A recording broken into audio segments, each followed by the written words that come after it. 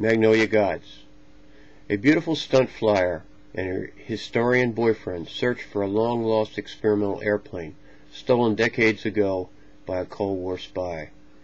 Powerful interests don't want them to succeed in finding the plane and threaten their lives if they continue. Chapter 1, 4 p.m., June 28, Wilmington, Delaware. 8 50-caliber machine guns, barrels still intact inside corroded tubular cooling jackets, set silent under salt water in large, specially designed tanks. These old guns, once part of a powerful fighter-bomber's armament, still shimmered, even in their disrepair, with memories of terrifying power.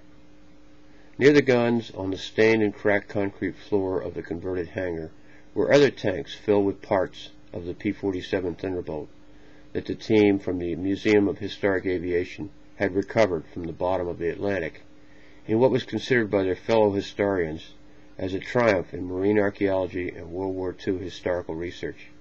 The tanks were arranged in the pattern of an aircraft, and viewed from above resembled a careful explosion, with each containing appropriately located parts of wings, rudder, and fuselage.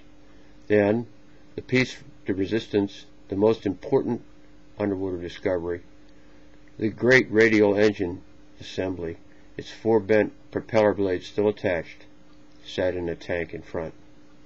On the wall was proudly hung the banner of Aviation Corporation, the venture capital firm which had provided special funding for the tanks and the instruments to restore the old plane. Other foundations and their posters were also in evidence, but the Aviatrix banner was the most prized, won by the young museum manager, Mike Howard, in his ceaseless search for funding. Working around the sides of another tank, this one narrow and in the center of the workspace, were the technicians who had carried out the state-of-the-art technical preservation and restoration. Jeremy, chief technician, with his earrings that showed him obviously of a younger generation than the others, who had been with the project from the start and had endured the sea salvage, operated the levers of a shop hoist, which was raising a section of corroded metal from the tank. His boss, Mike Howard, 35, the director of the museum, whose dream and perseverance had brought the project through the search, the salvage, and the restoration, was stretched over the side of the tank, holding the metal from scraping the container side. The 2 men could not have been more different in appearance. Jeremy, dressing like he seldom left his computer screen, with his beard and blue jeans. Mike, hair carefully combed, wearing the blue blazer and khaki trouser uniform of a Delaware museum official.